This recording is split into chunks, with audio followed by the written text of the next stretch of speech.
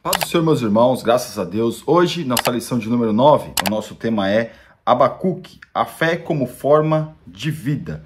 Nessa lição, meus irmãos, que nós estamos falando acerca dos profetas, nós vamos ver de onde era o profeta, para quem exatamente ele profetizou, qual era o estilo de vida do profeta e por que ele profetizou aquilo que ele profetizou, claro.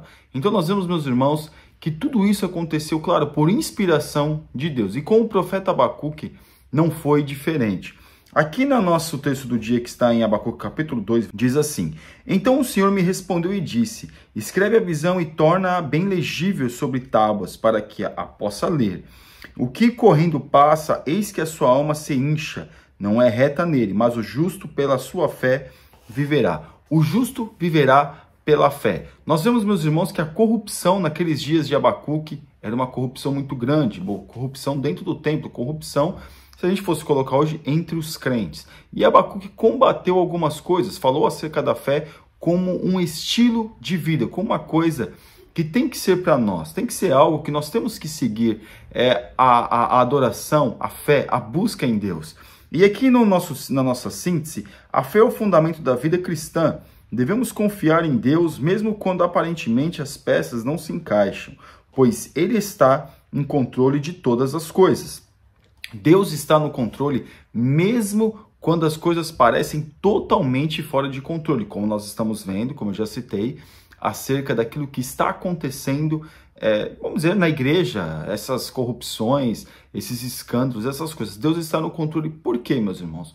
Porque Deus tem a sua medida da iniquidade com todos. A pessoa passa disso, meus irmãos, ela sai de existência. É assim que acontece. E pior, sai de existência sem a salvação. É isso que acontece, se ela não se arrepender, claro.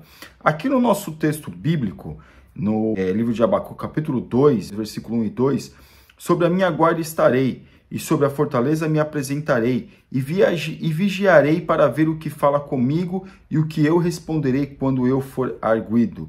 Então o Senhor me respondeu e disse, escreve a visão e a torna bem legível sobre tábuas, para que possa ler o que correndo passa. Todos poderiam ler, até quem estava correndo, né, ele usa essa expressão, correndo possa ler, até aquele que passasse correndo conseguiria ler, porque seria uma coisa visível, uma coisa de fácil entendimento para todos. E nós vemos que hoje o Evangelho, irmãos, só não aprende quem não quer, só não se aprofunda nas coisas de Deus quem não quer, que só é enganado quem quer ser enganado. Porque Deus está falando de uma forma tremenda nesses últimos dias. Deus está usando homens e mulheres de Deus para falar de uma forma bem entendida, de fácil entendimento. E aqui nós vemos na nossa introdução, em seu livro, Abacuque abre seu coração expondo a Deus suas percepções e incompreensões. Durante este diálogo, uma grande descoberta teológica acontece. A fé como forma de vida na relação do crente com Deus. Irmão, fé não é só apenas acreditar que Deus existe, porque lá em Tiago vai dizer que os demônios também acreditam que Deus existe, acreditam e estremecem, né? Eles creem e estremecem, os demônios também creem. Mas fé deveria ser o nosso jeito de viver para Deus, a nossa forma de nos dedicar a Deus, a nossa forma de estar em Deus e que Deus venha estar em nós.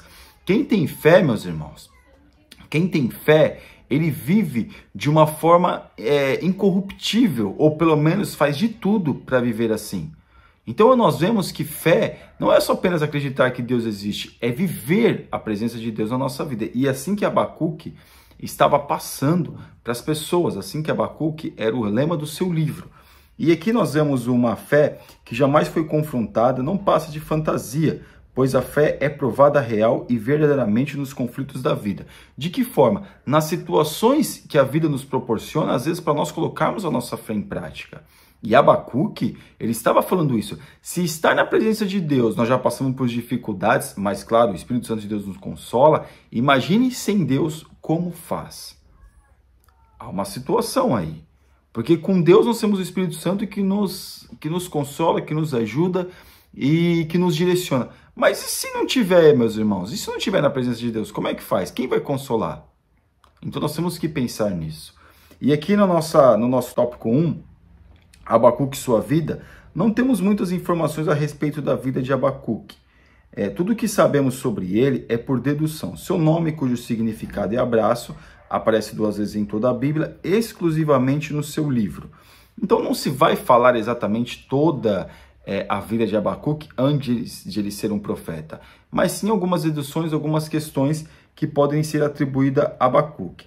Considerando que o texto bíblico o apresentou diretamente como profeta, inferimos que ele fosse um profeta formado e reconhecido, que estudou na escola de profetas, um estabelecimento formal. Nós vemos, meus irmãos, que já existia escola de profetas. Elias, com certeza, participou da escola de profetas, claro, como professor. Eliseu, nós vemos naquele momento do episódio que teve o milagre do ferro do machado, também vemos a escola de profetas que estavam se ampliando. Então existia escolas de profetas para que o povo pudesse saber, para que as pessoas que ingressassem nessa escola pudessem conhecer mais de Deus, pudessem ter um entendimento melhor acerca de Deus. E aqui na parte 2, data do livro, o profeta não cita nome de rei, sem essa referência histórica fica difícil especificar uma data. Ao ler o livro, encontramos algumas informações que nos levam a propor a dedução uma possível data. Ele aparece surpreso ao saber que Deus levantaria a Babilônia e os caldeus para subjugar Judá. Então, com este dado, nós, os teólogos, claro, os estudiosos, eles deduzem que foi um pouquinho antes, né, da primeira invasão dos babilônios ou dos caldeus em Jerusalém, que foi a primeira invasão que levou muitos homens, inclusive Daniel e Ezequiel, cativos para a Babilônia. Então, na primeira invasão, um pouquinho antes da primeira invasão, nós vemos que Abacuque, ele viveu, provavelmente ele profetizou nesta época. A estrutura e mensagem do livro. A profecia de Abacuque foi um peso para Judá, termo que indica uma sentença pesada entregue por meio de profecia. O oráculo lhe foi revelado em forma de visão. Seu livro tem 3 capítulos e contém pelo menos 3 formas literárias diferentes diálogos. Ais proféticos, o livro é um diálogo, uma profecia ou até mesmo um poema. Nós vemos que, claro, a literatura de Abacuque, ele escreve de uma forma poética, ou seja, de uma forma poética para que seja fácil para as pessoas, como é que nós podemos dizer, a pessoa guardar, como se fosse cantar uma música, né? A pessoa consegue guardar com mais facilidade aquilo que o outro está falando. Então, Abacuque, ele expõe a sua literatura, ele escreve, claro, por inspiração do Espírito Santo de Deus, para que possa haver um fácil entendimento, para que as pessoas pudessem guardar com mais facilidade aquilo que Deus estava usando o profeta para falar. E aqui no tópico 2, a crise do profeta, a maldade de Jerusalém. O profeta demonstra inconformidade com o pecado que crescia vertiginosamente entre seu povo. Irmãos, existia pecado de todas as formas, né? Tanto da idolatria, como o rico querendo usurpar o pobre, ou seja, aproveitar da questão do pobre, e muitas violências de várias formas, o poder dos poderosos querendo oprimir as pessoas. Como é que nós podemos dizer assim? Parece que foi só no tempo de Abacuque. Não, irmãos, claro que não. Hoje nós vivemos isso. Poderosos dentro da igreja querendo oprimir aqueles que são menos afortunados. Infelizmente isso acontece. Porque quando Abacuque coloca, ele expõe essa indignação, ele expõe o pecado do povo, claro, não é só idolatria. Ele expõe como que as pessoas estavam tratando principalmente os poderosos. E isso indignou Abacuque. E acaba indignando nós também, de vermos como que amor ao próximo é esse que existe dentro da igreja, onde as pessoas dizem, nossa, e onde o rico oprime o pobre, onde o rico tem vez e aquele que não tem tanto dinheiro não tem. Então veja, meus irmãos, a discrepância que existe dentro do meio evangélico, vamos dizer assim, onde as pessoas estão passando por dificuldade, e Abacuque, ele fala sobre isso, ele denuncia isso. Ele fica indignado com isso. E isso é uma coisa terrível, meus irmãos, que acontece dentro da igreja. As classes sociais, as ditas classes sociais, pobre, rico, e aquela coisa da separação. Nós estamos dentro de uma igreja ou dentro de uma classe social? onde o que tem mais pode mais e aquele que tem menos pode menos. É complicado, irmãos. E aqui, continuando aqui, como Abacuque temos liberdade para apresentar a Deus nossas dúvidas e questionamento. O que Deus espera de nós em nossa oração não são palavras robuscadas, ditas de forma mecânica, mas um diálogo sincero com Ele. Aqui, na parte 2, o questionamento da Abacuque foi esse, né? Abacuque questiona algumas coisas, mas o que Deus quer de nós? Não é que a gente fique murmurando e questionando e falando mal desse ou daquele por aí, porque ele faz isso, porque ele faz aquilo. Não, meus irmãos, nós temos que falar para Deus. Colocar diante de Deus aquilo que acaba indignando o nosso coração. Porque o tópico 2, o questionamento de Abacuque, ele vai no final aqui, o comentarista da revista no final, está dizendo, olha, todo o seu questionamento, todas as suas dúvidas, coloca diante de Deus, assim como Abacuque fez. Abacuque, ele coloca diante de Deus aquilo que ele tem dúvida, o seu questionamento acerca daquilo que estava acontecendo. Como é que Deus vai usar uma nação ímpia para poder castigar ou para poder trazer juízo sobre uma nação que outrora era uma nação, vamos dizer assim, justa, né, que buscava a Deus? Então Deus vai levantar uma nação mais ímpia do que aquela para poder castigar aquela outra nação. Então essa foi a questão de Abacuque que o Abacuque teve. E aqui na parte 3, a resposta de Deus. Deus responde aos questionamentos do profeta dizendo que colocaria um fim na maldade de Judá, suscitando a Babilônia para castigar o seu povo. Então, meus irmãos, às vezes a gente acha, nossa, que Deus é esse? Deus está enviando um castigo para o povo. Não, meus irmãos, Deus corrige quem Ele ama. Deus prezava pelo povo, Deus prezava pelos hebreus, Deus prezava pelo judeu, pelo israelita.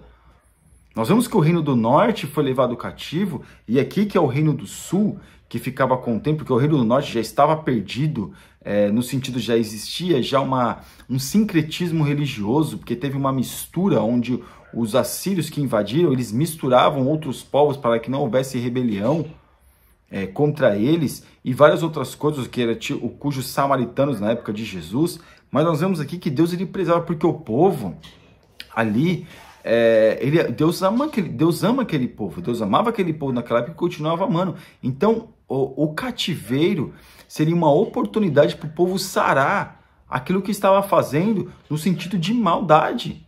Porque Deus, meus irmãos, Ele olha para nós, claro, Ele quer consertar o nosso pecado, mas Ele também olha as nossas qualidades.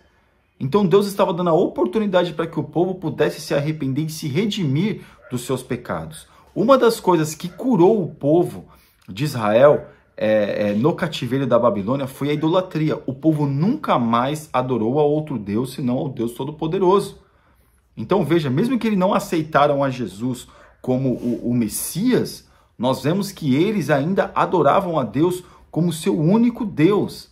Então isso curou eles. Então veja que Deus leva para o cativeiro, Deus permite algumas coisas na nossa vida, não é para nos jogar para baixo, não é para nos matar, mas sim para nos corrigir. E é assim que Deus estava fazendo com aquele povo.